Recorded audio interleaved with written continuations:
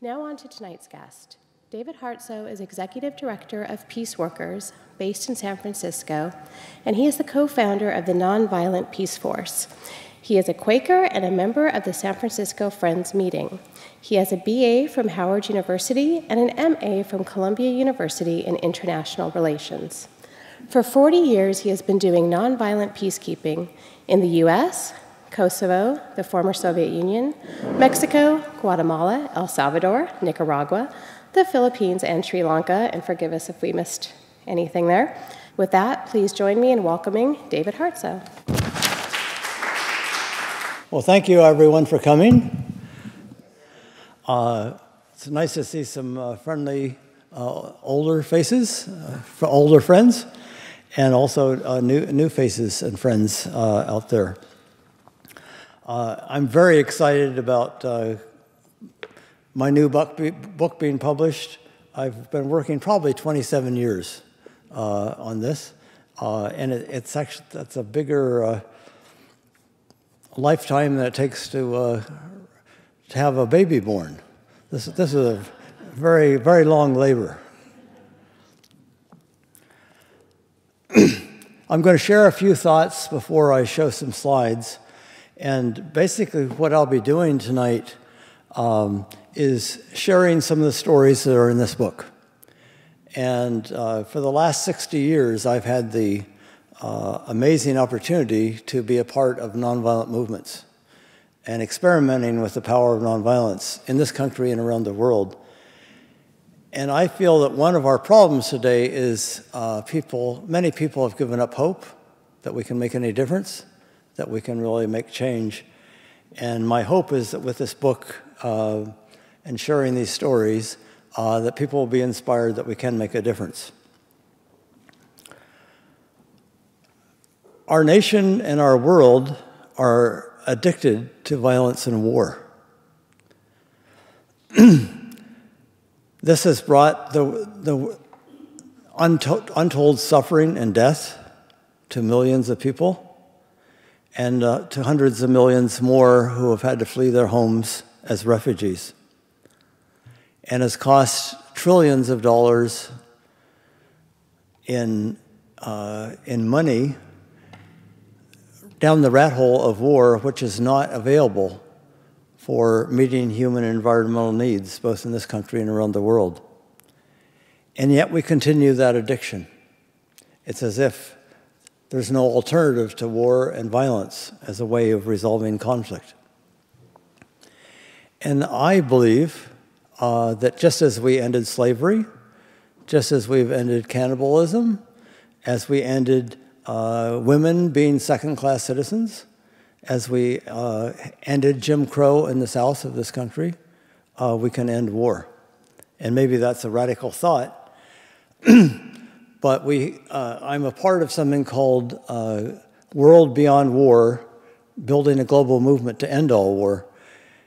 And if you're interested, we'll be sending around a sign-up sheet where you can sign a declaration of peace, that you will not participate in war, and that you will work nonviolently to end all war.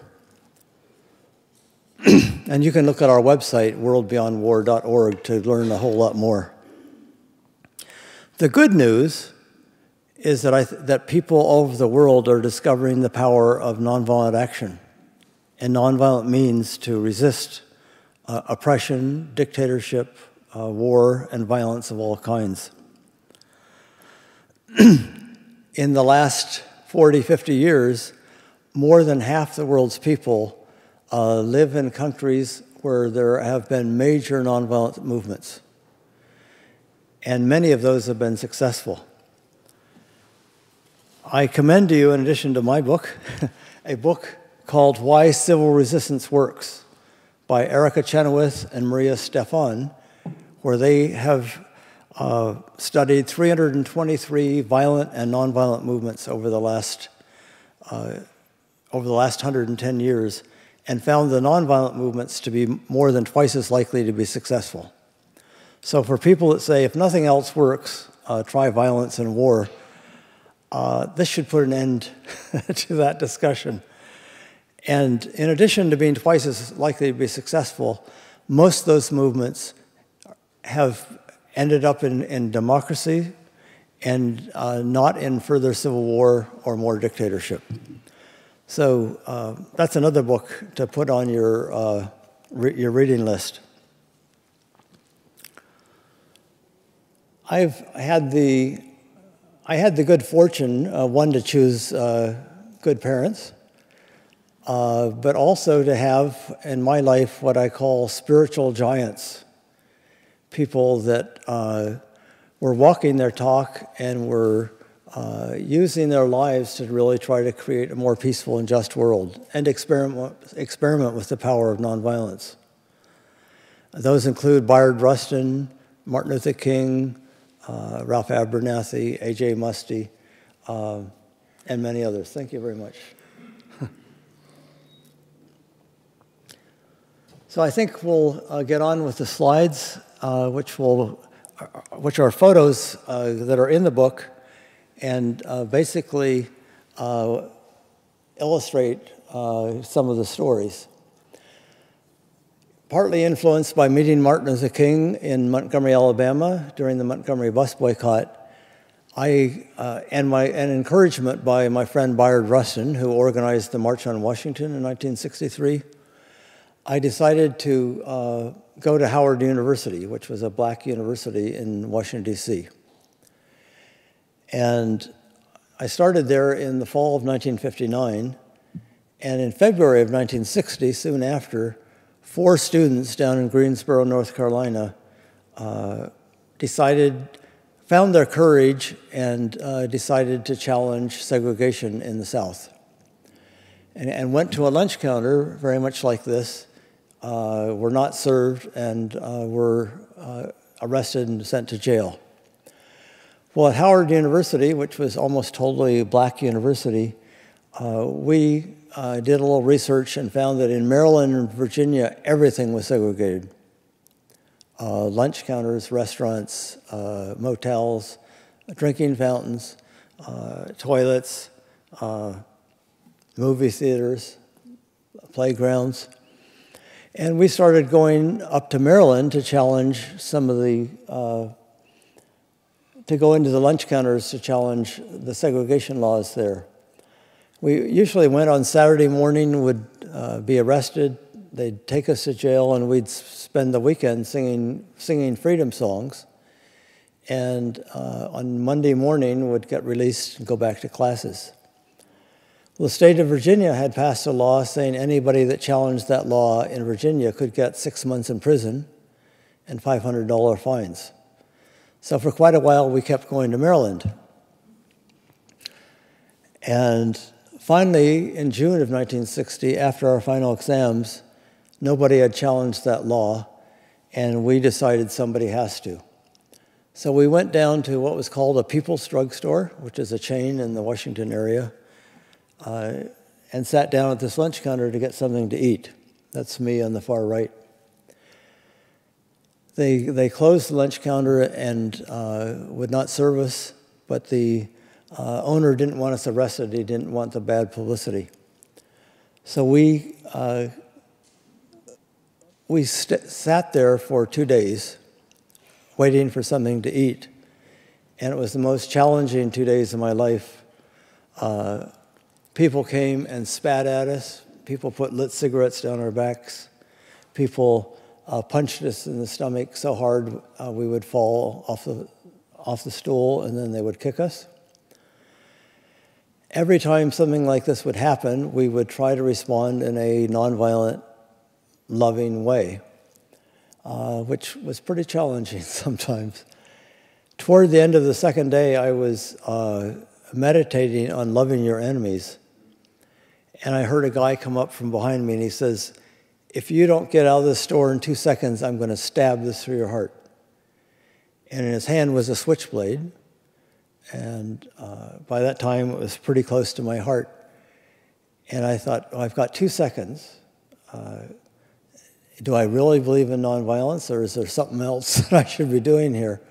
But we'd had a lot of practice, and I just looked him in the eyes, and I said, friend, do what you believe is right, but I'll still try to love you.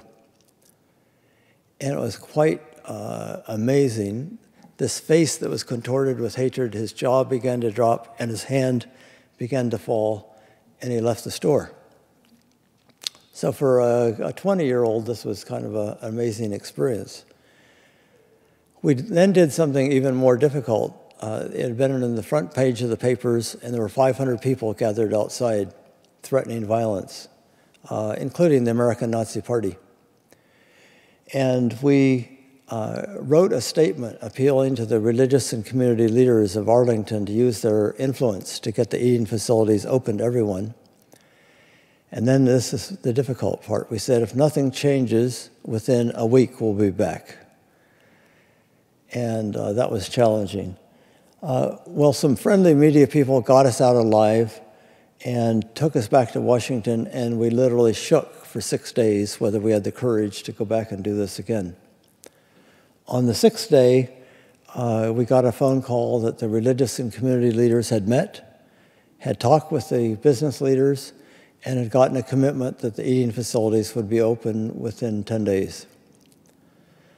So this was the most important lesson in my life, that when something terrible is happening, you don't have to just curse the television set or the president or segregation or war.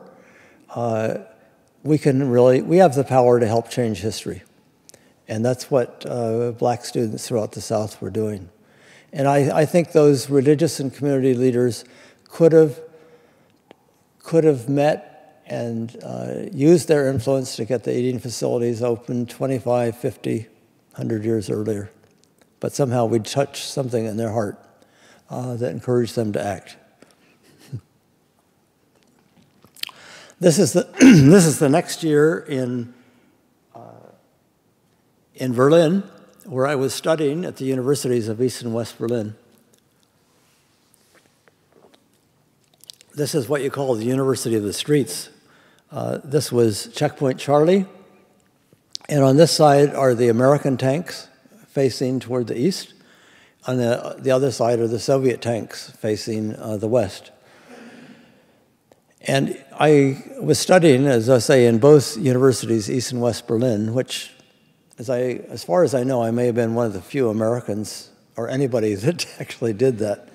And I would ride my bicycle through the Checkpoint Charlie each morning, go to the university in East Berlin, and when I would hear what I considered communist propaganda, I would challenge that, and they called me a capitalist warmonger. In the afternoon, I would come back to West Berlin, and when I heard Western propaganda, I would challenge that propaganda, and they'd call me a communist conspirator. So I learned fairly early on, but that telling the truth or questioning authority, questioning the official propaganda is not necessarily popular. Well, the U.S. and the Soviet Union were threatening nuclear war over Berlin that year and for a number of years, and it was very, very scary. I'm used to somebody else doing this. I then heard that you could go camping in the Soviet Union.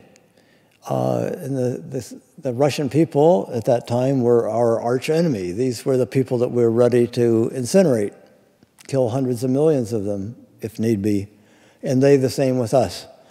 So I heard you could go camping in Russia, and I got a VW Bug, and five students went. And this is in one of the campgrounds, some of the Russian people that were meeting. And as you can tell, they look like evil communists. But if our governments won't make peace, I think it's up to us, the people, to try to make peace. One of my concerns for a long time has been nuclear weapons testing. I had been arrested in May of 1962, or perhaps it was April of '62, in front of the White House, praying for an end to nuclear weapons testing, and spent a weekend in jail. And later that summer, I was leading a second group to the Soviet Union, and decided that American bomb tests are horrendous, and the Soviet nuclear testing are horrendous. And so I made a sign in Russian saying bomb tests kill people. And here we are in the Kremlin next to the Lenin Mausoleum with St. Basil's in the background, demonstrating against Soviet nuclear bombs. Well, the Americans had said when we were demonstrating in Washington, our bomb tests are just for peaceful purposes. Go to Russia.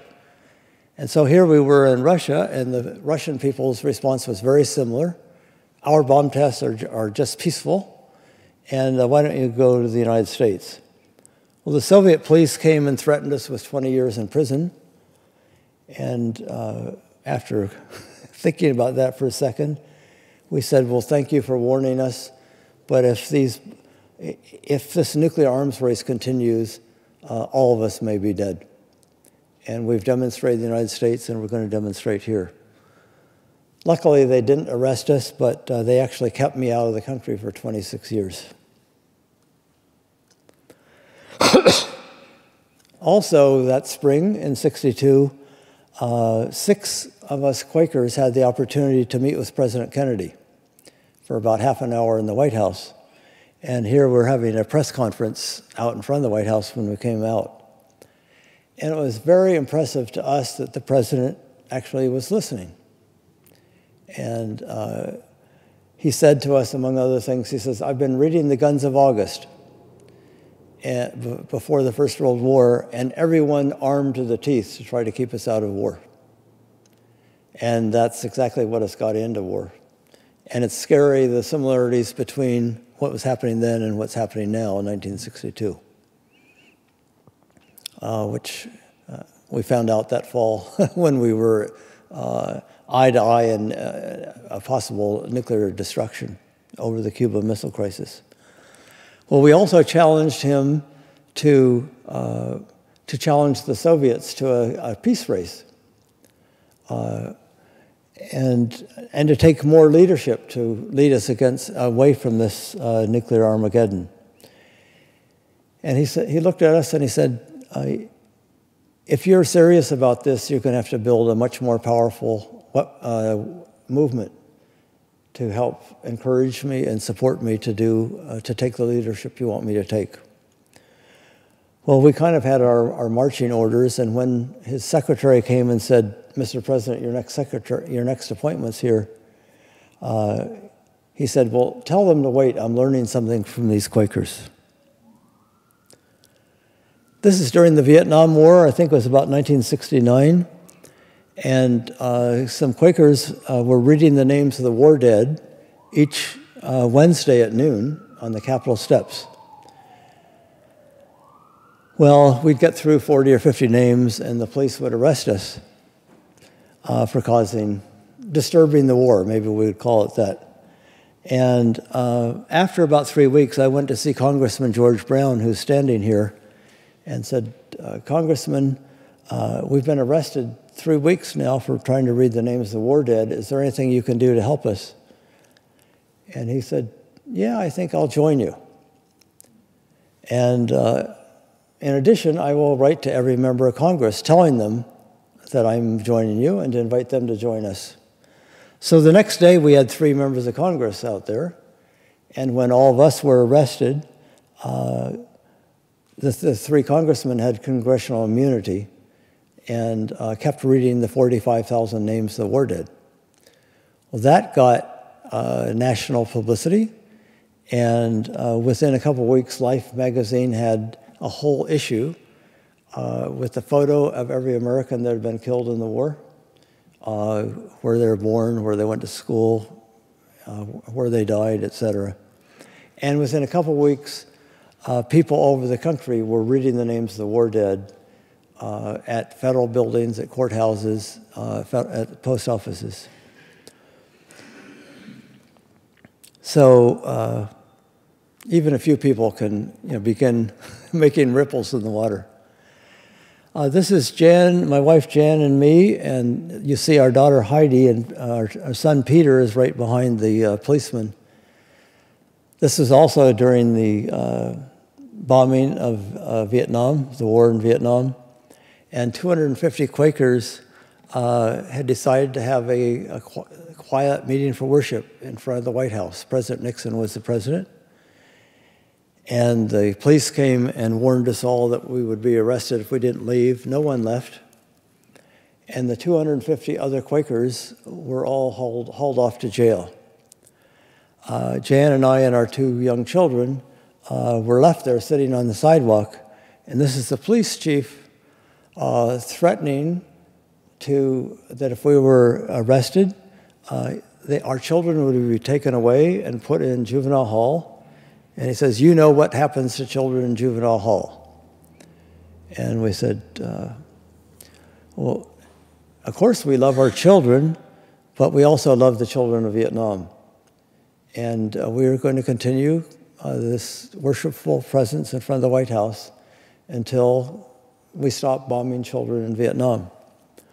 Well, he went on for a while longer. For about half an hour, he was trying to convince us to leave. And after half an hour, I said, well, if you arrest us, we will walk to the police car. Well, he says, you're under arrest. And we walked to the police car. And instead of taking us to jail, he took us behind the police station in Georgetown and released us. And we walked back to the White House, but by that time, the police were everywhere, and we couldn't get anywhere near the White House.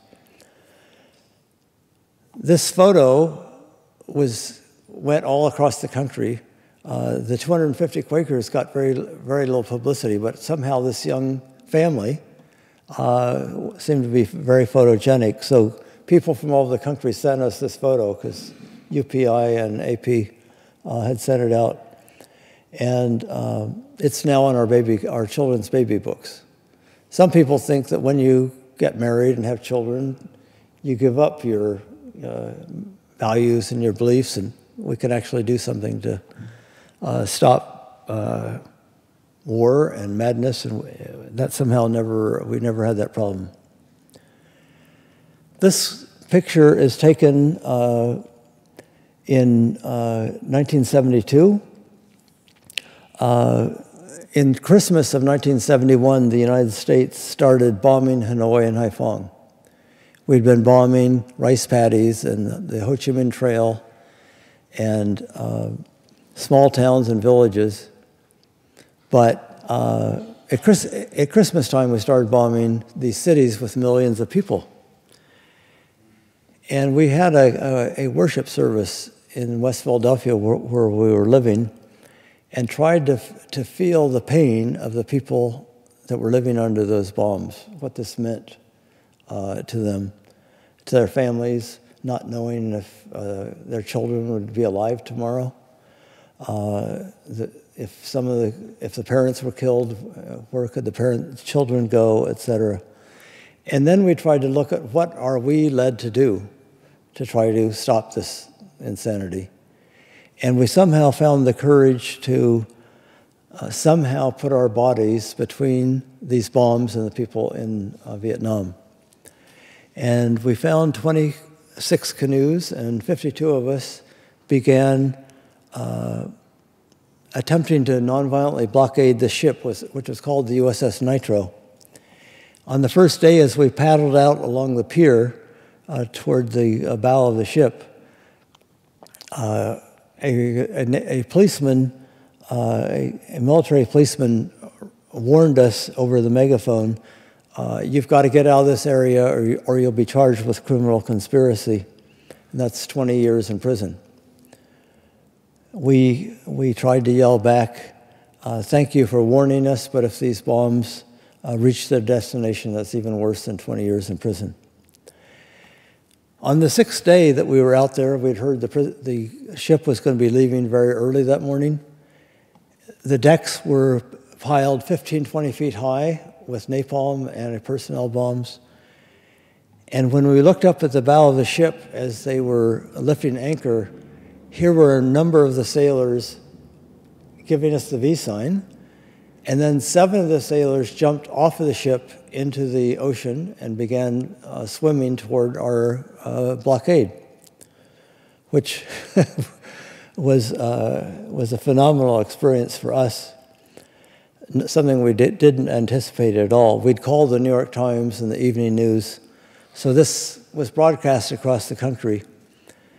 These guys were put back, they were picked up and put back on the brig of the ship, but they told us later that when their ship went through the Panama Canal, all the other Navy ships had heard about the USS Nitro and the nonviolent resistance and gave them the fist of solidarity with those 7 sailors.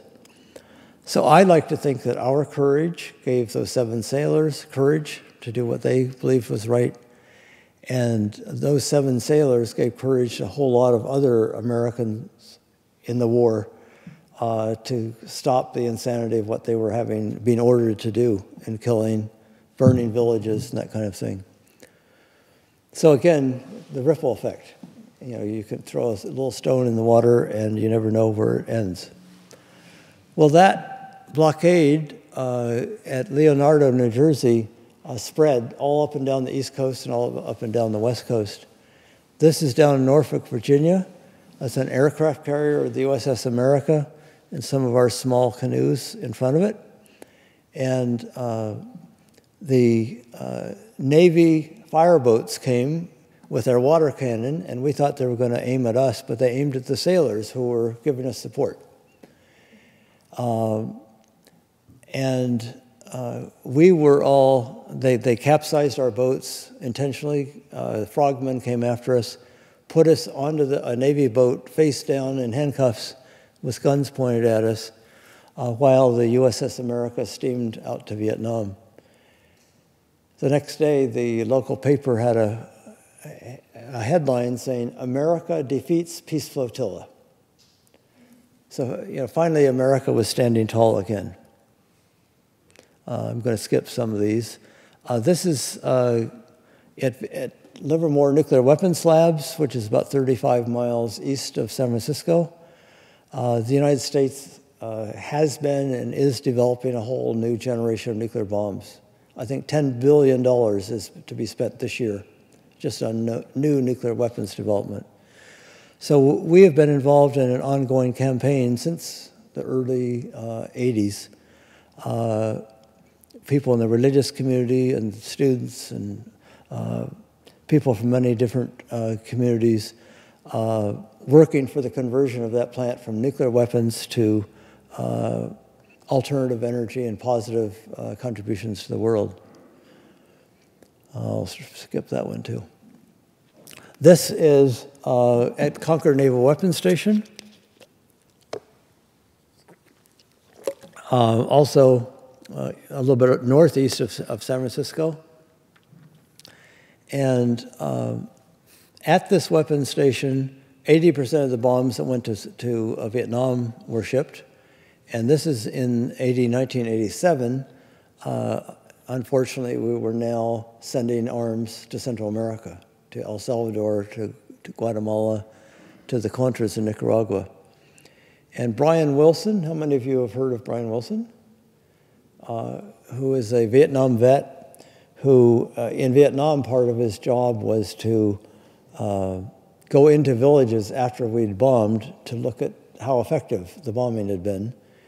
And he went into one of the villages one day, and here, the only people that were there were women and children and old people, all of them dead.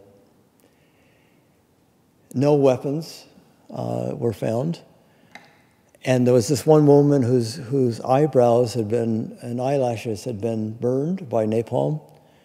So her eyes were looking white, right at him. And around her legs were her children, wrapping their arms around their mother, all of them dead.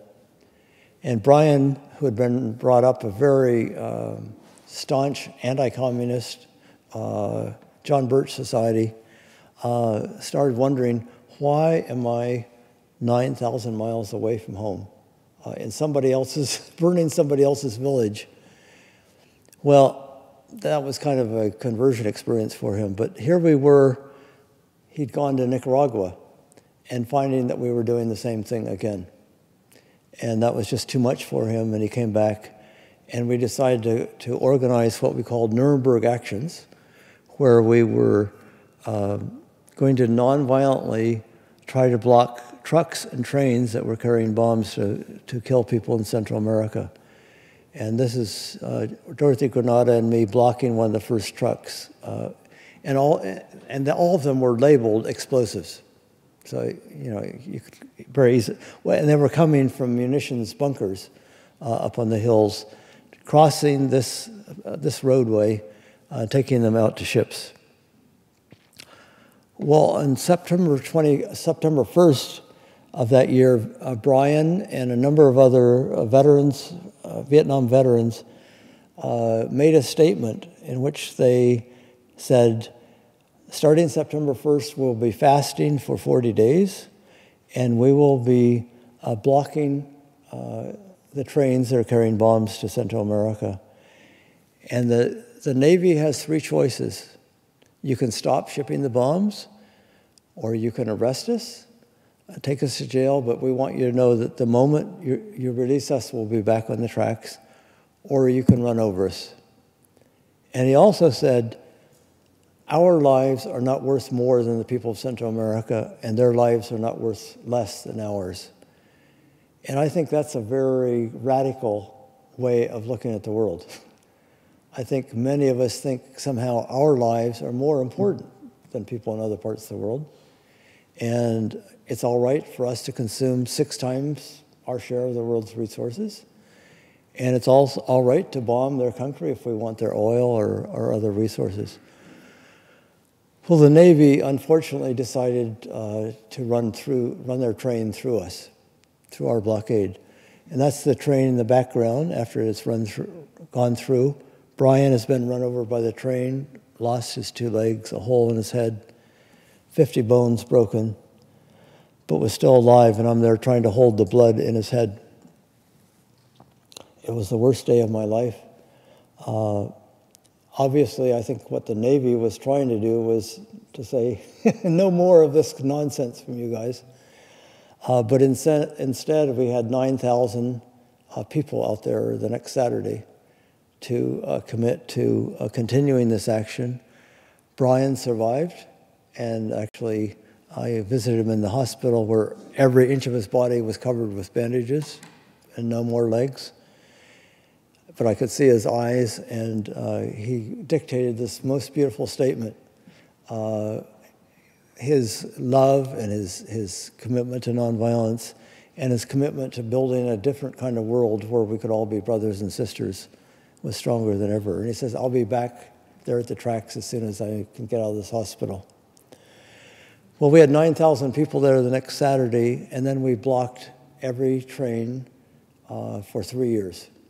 And sometimes they would have to arrest 2 busloads of us before the train could go through.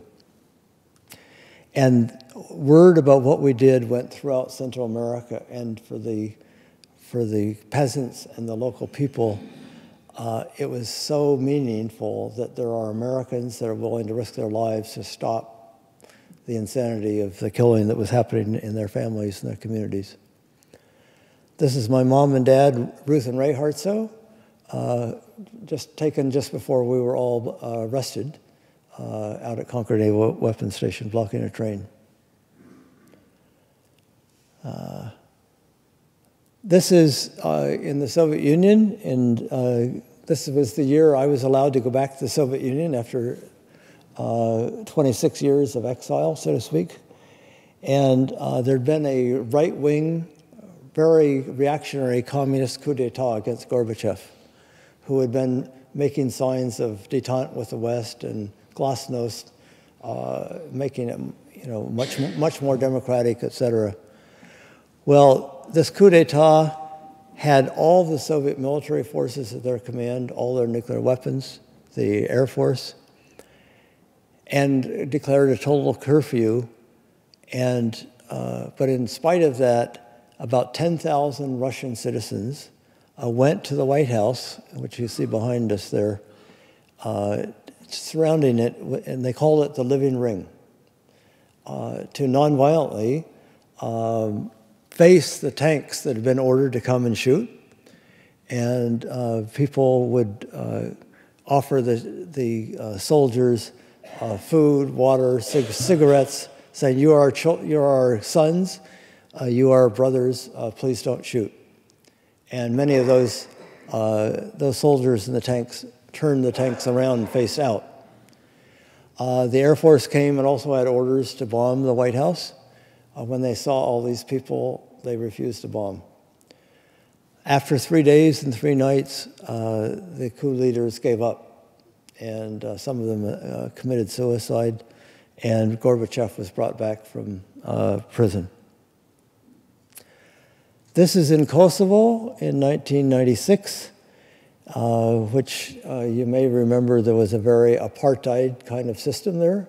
90% of the people were Kosovar Albanian, and about 7% were Serbian.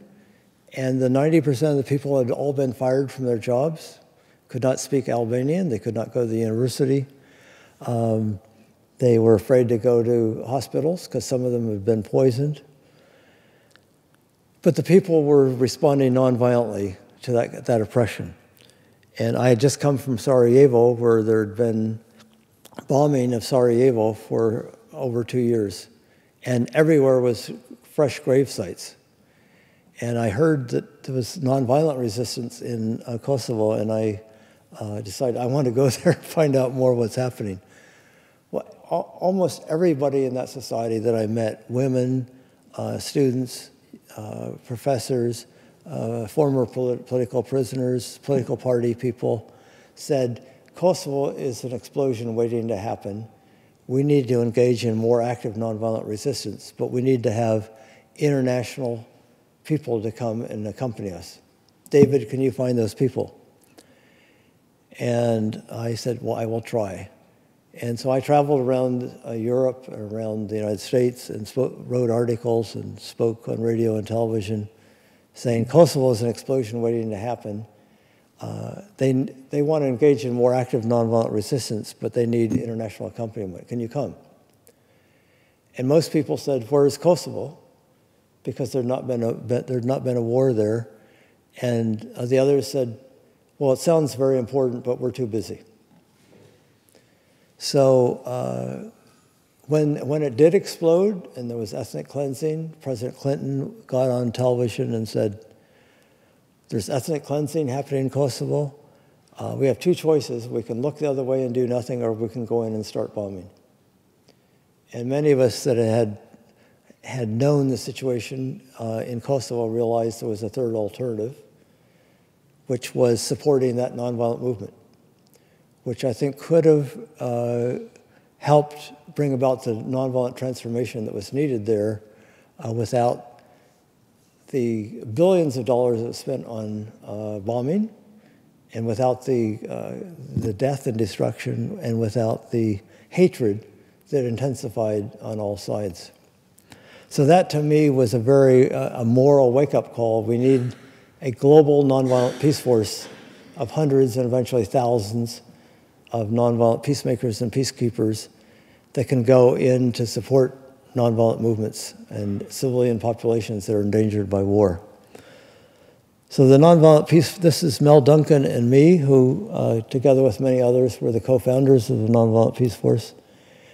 And the Nonviolent Peace Force now has about 200 trained international peace workers working in areas of conflict where we've been invited by local peacemakers and human rights workers.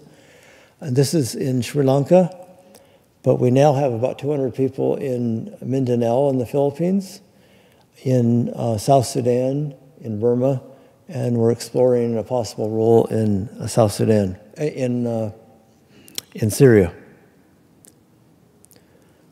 This is just, this is Market Street in San Francisco, where when the U.S. started our shock and awe campaign, military campaign in Iraq, we were able to shut down the financial district for 3 days when this war started.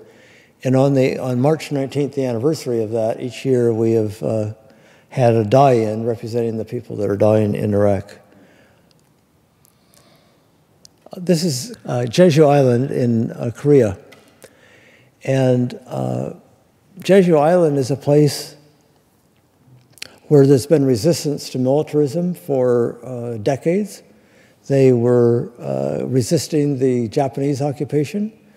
And then when the Americans came in after the Second World War, they resisted the building a separate anti-communist state in South Korea. They wanted a unified Korea. And so 50,000 of the citizens, unarmed citizens, were killed in Jeju Island. Now, the U.S. military, as part of our pivot to Asia, is building, together with the Korean Navy, is building a massive new military base as part of surrounding China with military bases. And the people of this community have been resisting, nonviolently blocking trucks and cement trucks for 7 years, and bulldozers. And here you see some of the folks there. There are nonviolent movements in many parts of the world saying no to military madness and occupation and military bases, etc. This is Iran, and I've led 2 Fellowship of Reconciliation delegations to Iran in the last years. Iran is kind of one of our new, quote, enemies. These women don't look like enemies, but we're very happy to, as almost all the people of Iran, we're very happy to meet Americans who wanted to reach out and get to know each other as human beings. Being in a place like Iran, I mean, our government considers them the enemy. But when we've tried to put ourselves in the other person's shoes, Iran has not invaded another country for 200 years. The United States overthrew their democratically elected government in 1953. We shot down a Iranian civilian airliner several years ago, never apologized. We have surrounded their country with military bases and are bombing in Iraq and Afghanistan and have military ships off the coast. But we're considering them a threat to our security.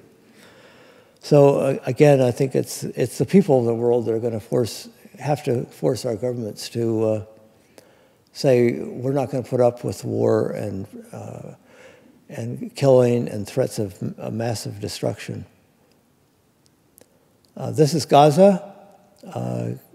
Also led a delegation to Israel-Palestine, and the most I think hopeful thing that's going on in that whole conflict right now is that Palestinians in the West Bank are nonviolently challenging the wall that is separating them from their fields.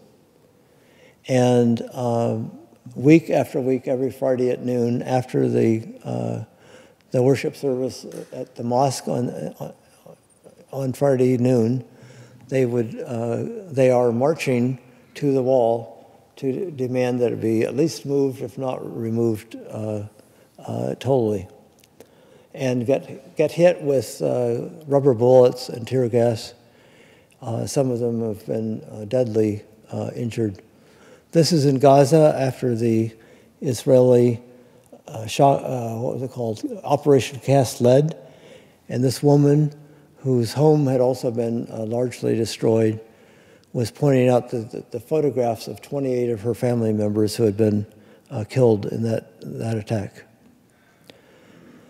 This is in part of the Occupy movement in Washington, D.C., where Tom Ewell joined us, and Ruth and Mike Yarrow, and where many, many people, and especially young people, thousands of people throughout this country, decided to wake up and say, we really want a government of, by, and for the people, all the people, not just the wealthy and the corporations. This is another action of the Peace Navy. That's a South African ship during the apartheid era.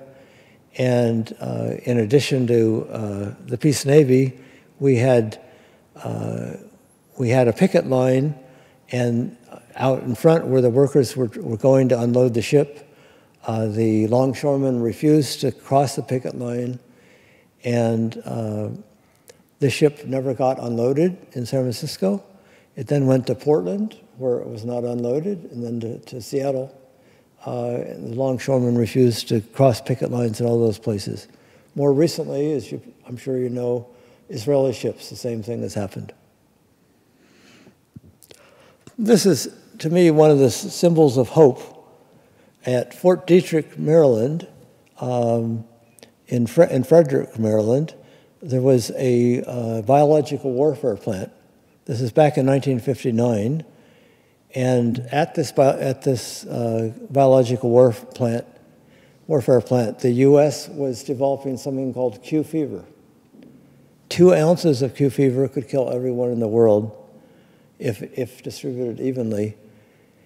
And Quakers and others began a silent vigil at the entrance to this base. And my mother, the third from the right in the white dress, was a school teacher and went down in her summer vacations to be a part of this vigil. The base had ordered all the workers not to take any leaflets, not to look at these people, to look straight ahead and go into work each morning. Well, 10 years later, my folks moved to Salem, Oregon, and my mom was in a bookstore one day, and a guy came up to her and said, "Were you in that vigil at Fort Detrick 10 years ago?" And she says, "Yes." And he said, "Well, I want you to know it's because of you and the other people there that I resigned my job." So we never know, if we do a small witness, hold a candle, hold a sign, write a letter to Congress, that can start ripples going far beyond what we'll even know about. And this is my final slide, I guess, that I'll show. Back where I showed the American and the Soviet tanks, I went back after the wall that had been torn down by the people on both sides. And instead of the tanks, here was this massive billboard with Gandhi's photo up at the top, and then Walesa down below, and pointing to a museum half a block away from Gandhi to Walesa, the history of nonviolent struggle around the world. And I thought that this was quite a beautiful transformation from threatening nuclear war to celebrating nonviolent resistance all over the world. Well, this is a drone base, which also, as you perhaps know, this is the new way of fighting wars. No Americans will die. Men here in Nevada or New York State or whatever can, play with their computers and drop bombs on people on the other side of the world. Jan and I have joined others who have been demonstrating every month for the last 3 years at the Beale Air Force Base in California, which is one of the places that these drones are operating from.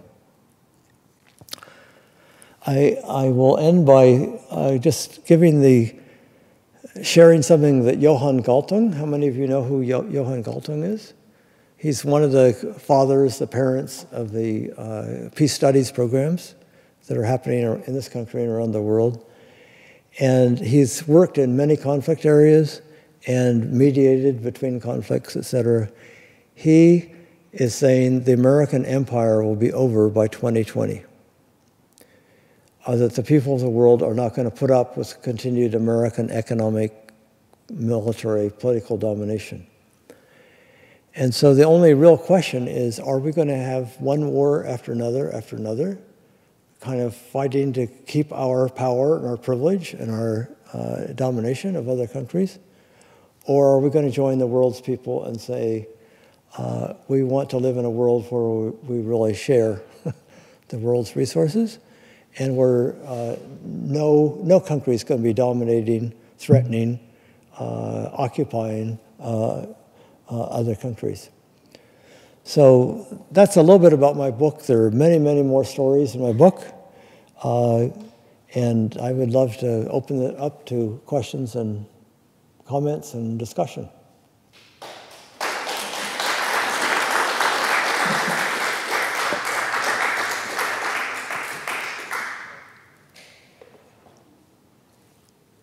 Who would like to ask the first question? Yeah, Bruce. David, looking back over your decades of activism, strategic, the most effective, that were perhaps surprising. Thank you for your faith in me that I have some words of wisdom.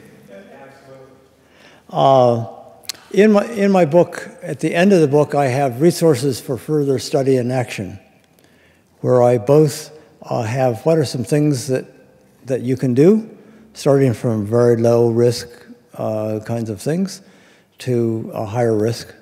I have websites and books and films for people that want to do further study and get actively involved. And I have 10 lessons learned from my life of activism, which maybe most specifically addresses your question. And I'll just outline those. One is the importance of vision, keeping in mind where it is we're trying to go. And when you're in the midst of a war and the bombs are falling, it's hard to do that.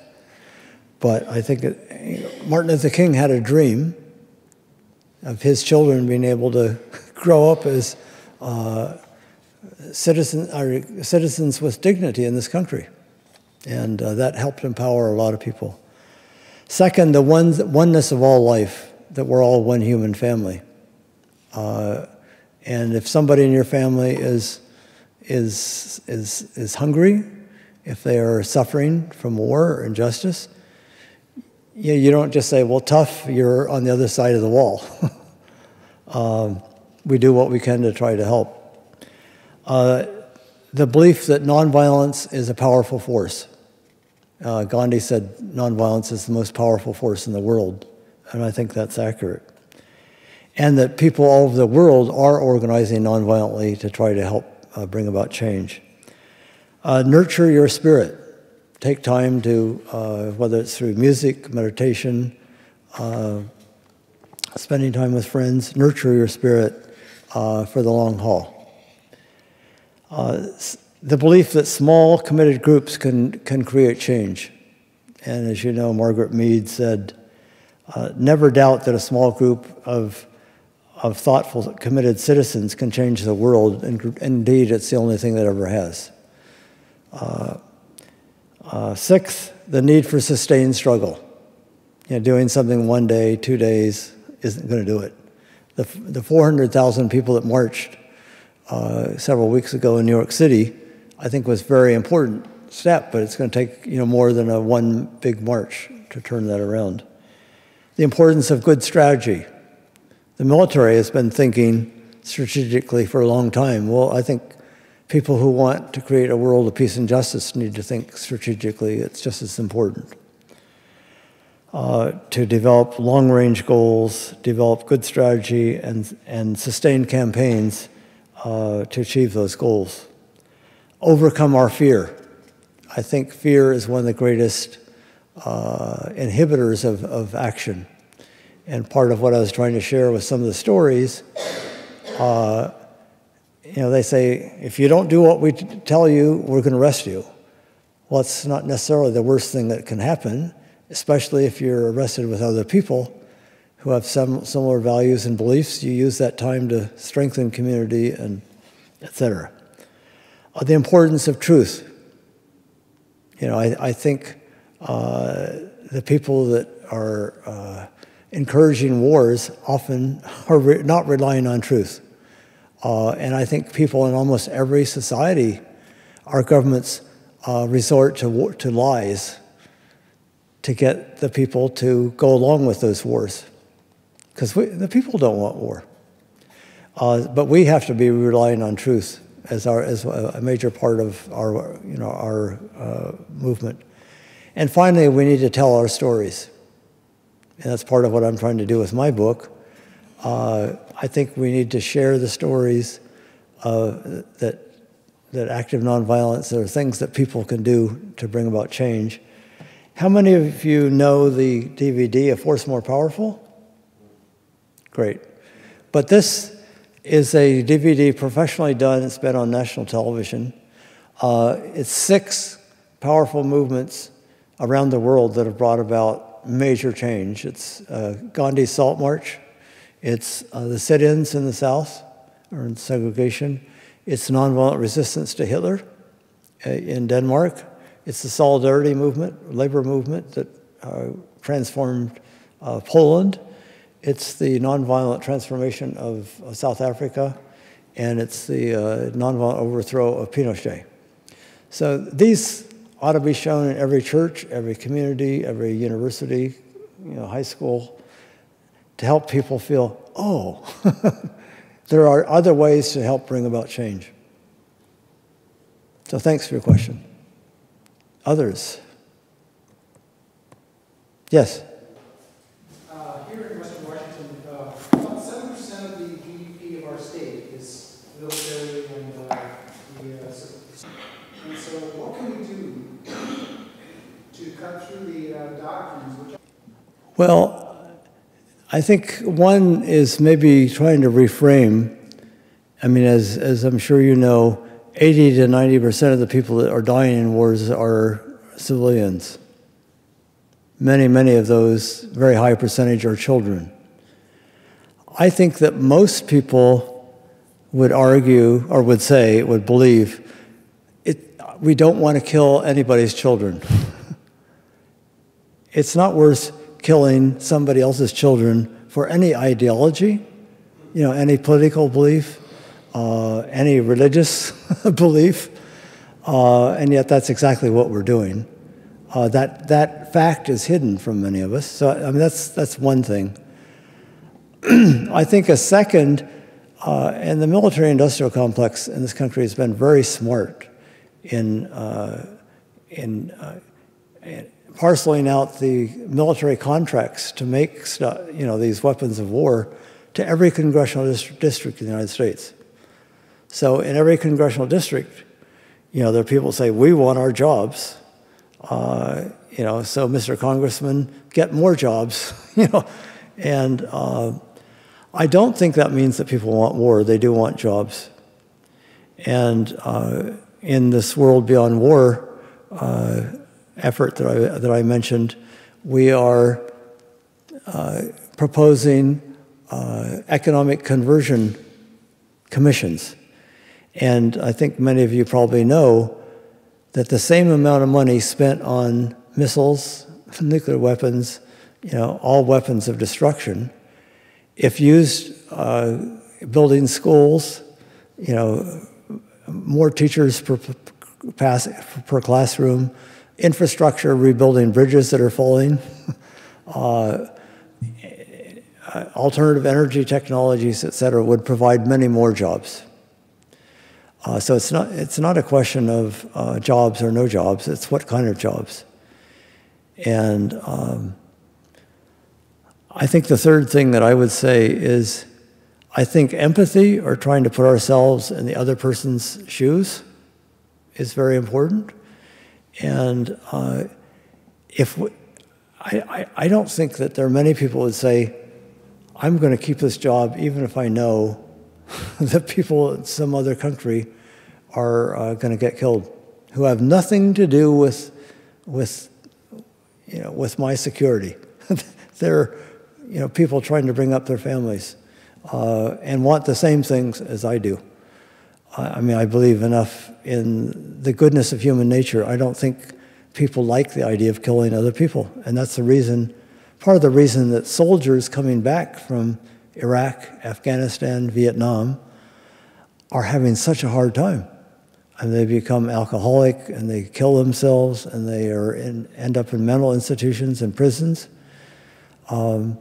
because they've had to, I mean, they're brought up that, you know, we get along with people, and then you learn you've got to kill people, and you get a medal if you kill, you know, a whole lot of people, and then you come back home and you're supposed to forget that.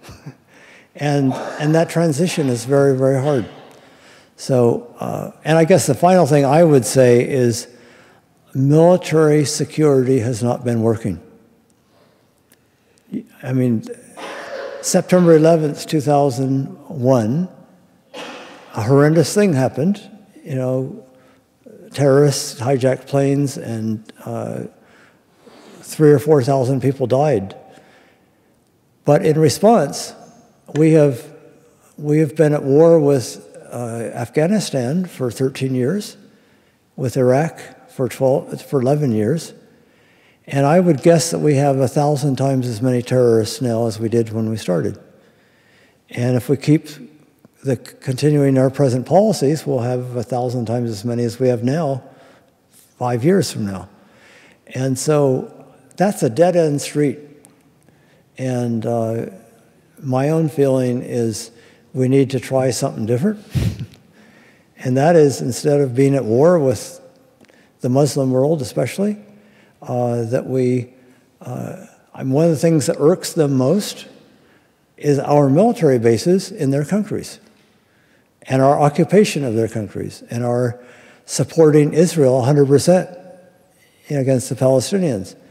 And if instead we said we're withdrawing our troops, we're dismantling our military bases, we're going to put the hundreds of billions of dollars we've been spending in war into medical clinics, Peace Corps people, educational institutions, we could become the most loved nation in the world, and I think be a whole lot safer. Other questions? Comments? And feel free to disagree with anything I've said. Well, if not, I want to thank everybody for coming. And if you haven't already gotten a book, I hope you'll buy a book. And if you're older, like I am, think about your children and grandchildren. Christmas is going to be coming before too long. And I think it's especially important that younger people feel some hope for something that we can do to help create a more peaceful, just world for our children and grandchildren. Well, thanks everyone for coming. And I'll be happy to sign some books if you'd like me to.